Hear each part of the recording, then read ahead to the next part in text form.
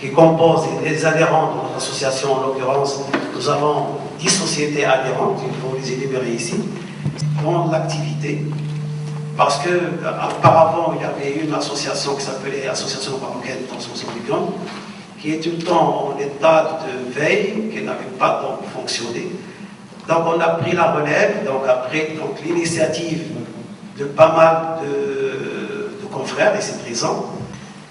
Et on avait dit, on ne doit pas être comme auparavant, on doit être dynamique. Être dynamique, c'est vrai, ça nécessite un petit peu un effort de la part de tout le monde. Et il y avait eu un certain nombre de réunions, le directeur général comme ça, et des réunions au niveau de notre association qui traitaient beaucoup plus des approches qui sont d'ordre de marché. Mais on a créé au niveau de notre association des comités de coordination du marché, également des comités techniques. Je remercie également de nous donner l'occasion et de nous donner leur temps de manière à pouvoir nous apporter leur savoir. Voilà, c'est mon fonds de commerce. Parce que la société s'appelle Chez Moustache. Mon restaurant s'appelle Chez Moustache. Donc, et malgré c'est-à-dire les préoccupations qu'ils ont au niveau de ces également ces évolutions pro, je voulais bien qu'ils n'ont pas de temps, assez de temps pour pouvoir faire un petit peu de déplacement. Également, ça a été l'initiative que nous avons prise au cours de la rencontre avec le directeur d'ONSA, le général d'ONSA. C'est c'est la création du code des usages de la charcuterie, également le guide, la création des guides des bonnes pratiques hygiéniques. Monsieur, merci de nous accueillir au Maroc, où je viens principalement avec grand plaisir. Donc je m'appelle Monsieur Louis, charcutier comme l'ensemble de vous, boucher, charcutier, traiteur. Alors je suis président de la confédération, président adjoint de la Confédération nationale des charcutiers traiteurs et président de CEPROC Evolution Pro, accompagné de ma directrice Cécile Cluzel. Donc nous on est là pour vous apporter le maximum de choses, pour vous mettre dans les normes, voilà. Après moi ce que j'aimerais bien c'est vraiment échanger avec vous pour voir ce que vous attendez de nous. Et nous on vous apportera et on fera des programmes vous correspondant. Alors charcuterie halal, on a travaillé dessus, on a travaillé voilà, sur des produits, on a travaillé sur les techniques, et là on va commencer par le guide qui sera vraiment pour vous une avancée énorme pour la profession. Vous savez que ce soit au Maroc, que ce soit chez nous, il faut toujours être devant. Voilà, il faut toujours amener des innovations pour travailler le maximum. Voilà. Donc, je me présente d'abord, je suis Kazi Choukri, je suis chef de la division vétérinaire de l'hygiène alimentaire à l'Office national de sécurité sanitaire des produits alimentaires. Et par cette occasion, nous sommes ravis et nous remercions infiniment le secteur de la charcuterie au Maroc. Et grâce à cette association nationale de transformation des viandes halal, ainsi que le volet de réglementation et normalisation, nous sommes très motivés pour vous accompagner dans le sens beaucoup plus technique, mais il ne faut pas oublier aussi que nous sommes des services de contrôle, nous sommes des services en quelque sorte, c'est pas le gendarme, mais beaucoup plus des services qui orientent et qui mènent les choses vers l'avant. Et là, je peux, entre parenthèses, faire deux petits exemples ou trois exemples. L'exemple du secteur de pêche. Maintenant, nous sommes fiers d'avoir un secteur qui est bien organisé, qui a pratiquement toutes les dispositions législatives et réglementaires ainsi que normatives pour concurrencer les pays développés dans le domaine. Et pour le volet que nous avons aujourd'hui, le secteur du produit de la pêche a déjà mis en place toutes les guides de bonnes pratiques depuis la capture jusqu'à la transformation. Et nous souhaitons et nous espérons réussir avec le secteur aussi de la charcuterie le plus tôt possible. Et là, lorsqu'on parle un petit peu de charcuterie, comme j'ai dit tout à l'heure, Madame Cécile, nous avons quelque chose de particulier au Maroc.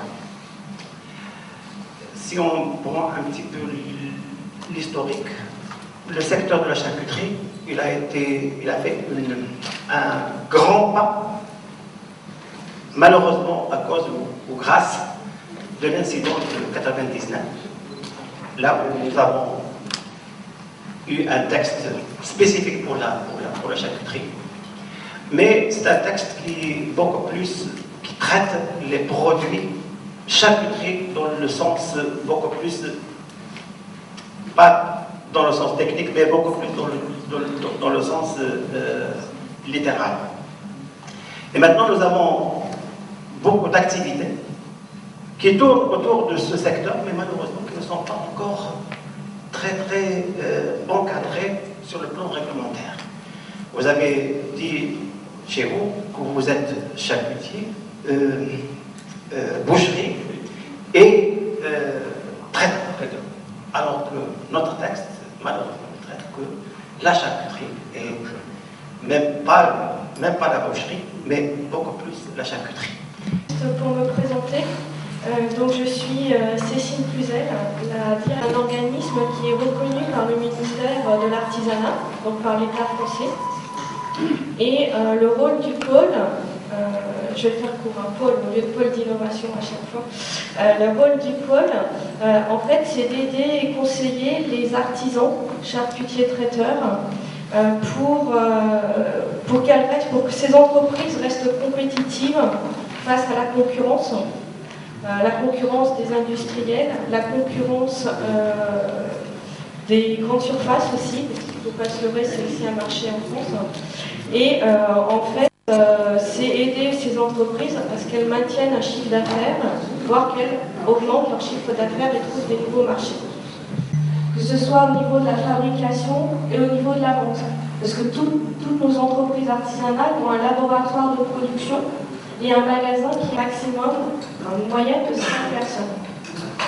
On a aussi des entreprises plus importantes qui ont les moyens pour mettre en place ces fameuses réglementations, que ce soit une de bonne pratique. Le pôle a plusieurs missions. Donc une première mission, c'est un accompagnement de ces structures artisanales, donc dans tous leurs projets d'évolution. Que peuvent se poser ces entreprises. Le deuxième niveau d'accompagnement, on va un petit peu plus loin, on fait un appui technique auprès de ces entreprises-là pour les aider à mettre en place des nouvelles techniques de production. Donc pour les aider à mettre en place des nouvelles... دكتور أحمد داودي رئيس الجمعية الوطنية لتحويل اللحوم الحلال. تنظم هذا اللقاء هذه الأيام الدراسية اللي تجمع جميع المهنيين ديال تحويل اللحوم الحلال. وحنا تنقول تحويل اللحوم الحلال وبالخصوص الناس ديال الشاركوتري.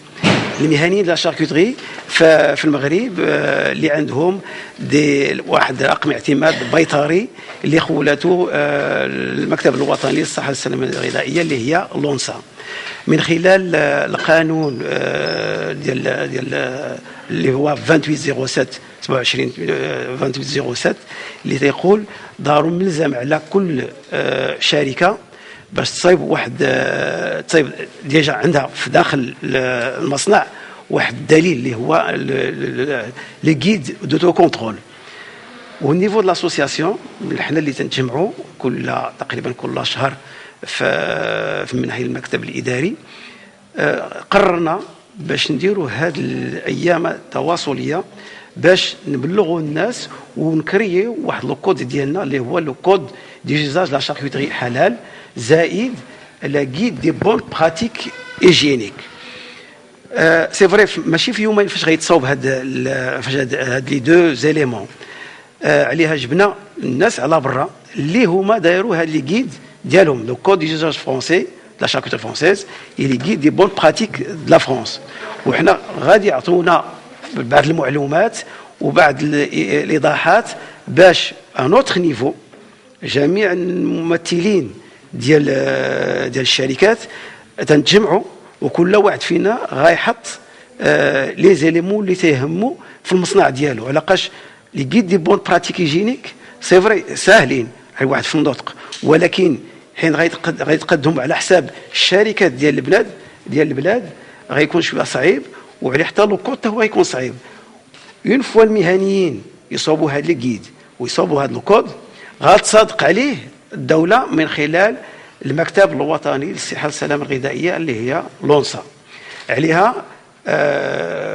استدعينا لونسا باش تعطينا بعض المعلومات بعض الافكار فيما يخص لا وتشاركنا في هذه الايام ديال التحضير مثلا هادو ماشي دابا غادي نصوبوا من غدا نصوبوا الكيد سي فري غيوقت واحد الوقت وواحد الجهد واحد الجهد من خلال جميع المستثمرين وجميع المهنيين اللي تيتواجدوا في البلاد والمكتب ديالنا تيتكون من بعض الشركات اللي هما عندهم تقريبا حنا دابا 10 ديال الشركات وتناديو الشركات اخرين باش يلتحقوا بنا ان شاء الله باش نسيروا هذا المسار اللي هو مسار وطني ماشي ديال كل شركه راه مسار وطني ان شاء الله ونتمنوا التوفيق للجميع ونطلبوا من الله ماشي غير هذا النهار غادي يكون هذه الايام ديال لا فورماسيون سي فري غايجيو ايامات اخرين لانه فيما يخص كنا واحد الكوميتي تكنيك اللي تتسهر على هذا في المناحيه الجمعيه اللي تتسهر على التكوين المستمر ديال الناس اللي منخرطين في الجمعيه لانه بدون تكوين راه ما نزيدو شيء سون دي كومبيتونس مونطون كومبيتونس يقدر يقول واحد تنعرف نصايب تنعرف ندير تنعرف ولكن خاصو يعرف ويشوف لينوفاسيون عليها الى شفتوا السلوغون ديالنا من التقاليد الى الابتكار والتبديع فيما يخص لانه المستهلك المغربي واعي وعارف اش كاين وخاصنا حتى حنا نوصلوا ليه المعلومه كيف ما كاين على انه هذا الدومين ديال الشاكوتري كل واحد يقول لك ماشي هو هذاك وماشي هذا لا نقول ونأكد اولا وقبل كل شيء من ناحيه الحلال حلال 100% ما فيه شي حاجه اللي تدعي القلق لانه جميع هذه الشركات اللي تنقول اللي مخارطين في الجمعيه تقريبا كلهم عندهم ديك المواصفات ديال الحلال اللي تتعطيها ليمانور اللي هي مخارطه في الوزاره الصناعه والتجاره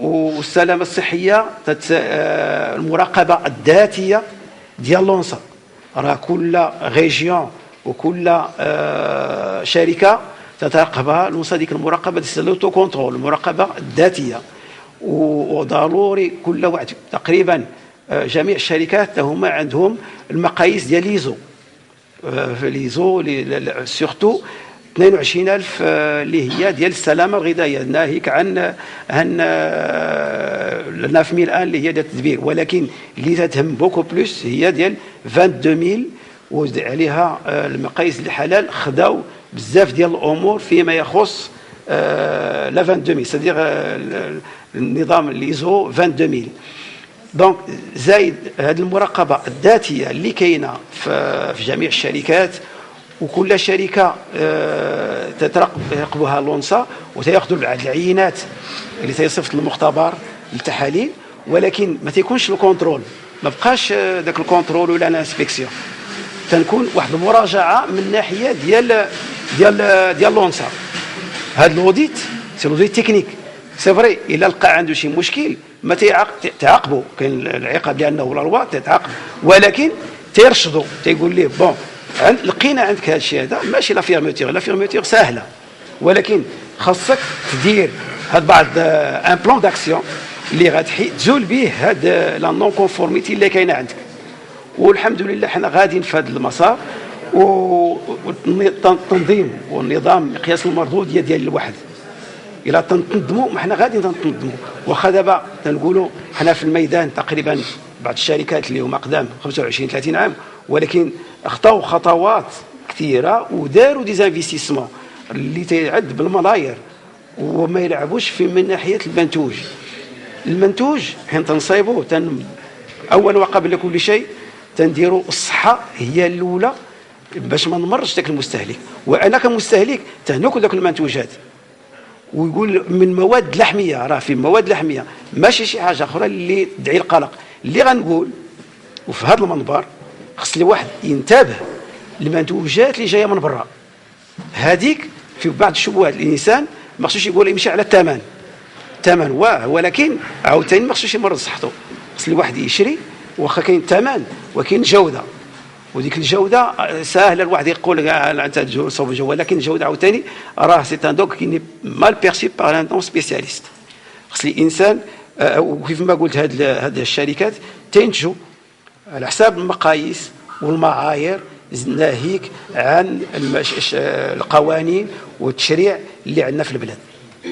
وشكرا للجميع. يمكن تعرف في الاخير تقولوا شكون يعني الجمعيه الوطنيه، شكون هما الشركات اللي كاين داخلين معكم في الجمعيه؟ الجمعيه الوطنيه لتحويل اللحوم الحلال الى حد الان هذه الساعه اللي خارطين كاين 10 شركات. كاين صفا كتبيه، كاين شاركيتري ميامي، كاين شركه سومافاكو، كاين بونشغو ماروك، كاين ديليس فيوند، كاين كازا فيوند، كاين البنا فود، وكاين سيتراديف، وكاين فوديس، وكاين شركه اغري سايسي اللي في جديده.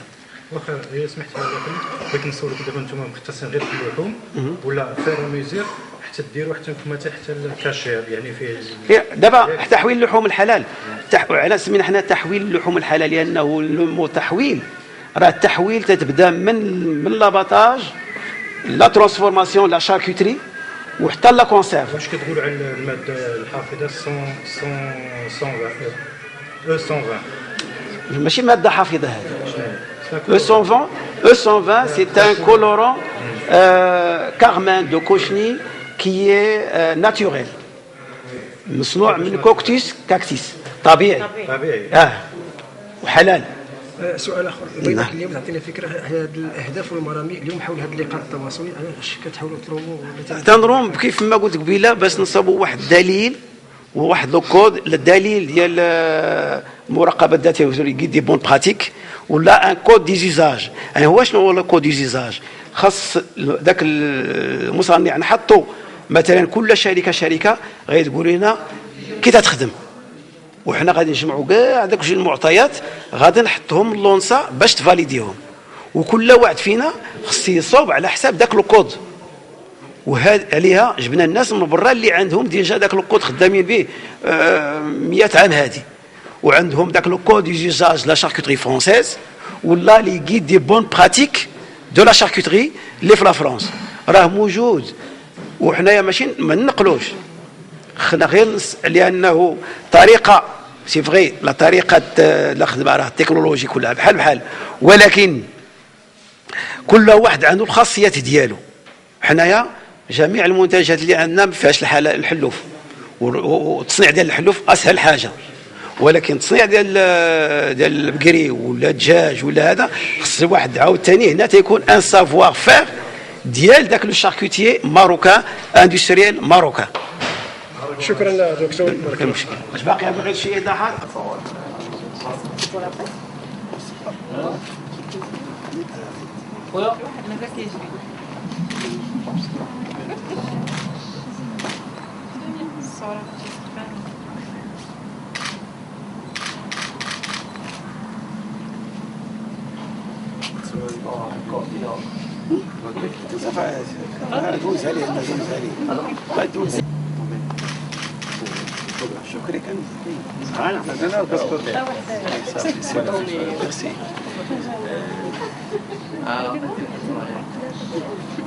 عندك تسول فوق عندك تسول فوق انا من الرياض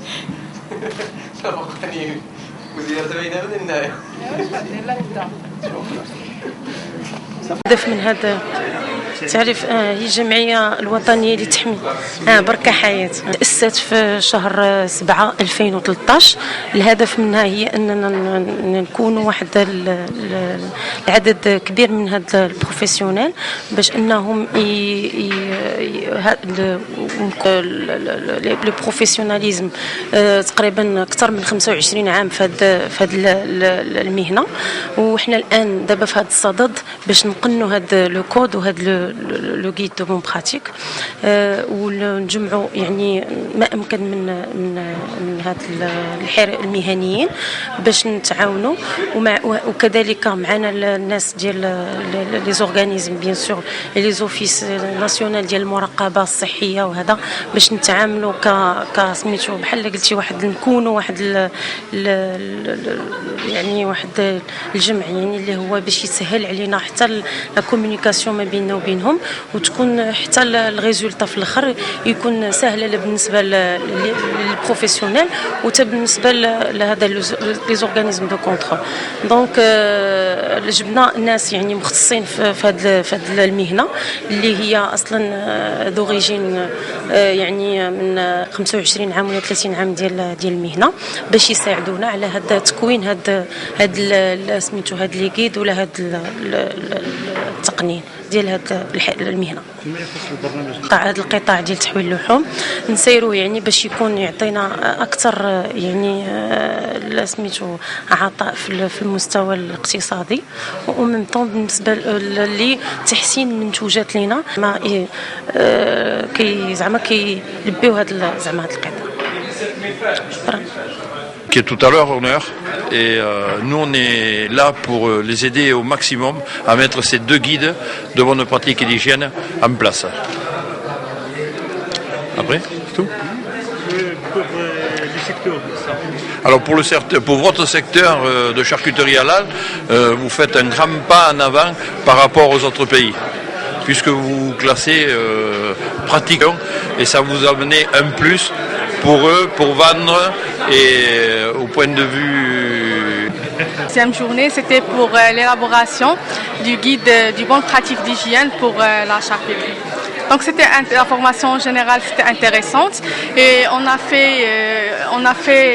a essayé de suivre les étapes d'élaboration du guide des bonnes pratiques et des codes d'usage au niveau européen. Et après, pour essayer de faire un ici au Maroc. Merci.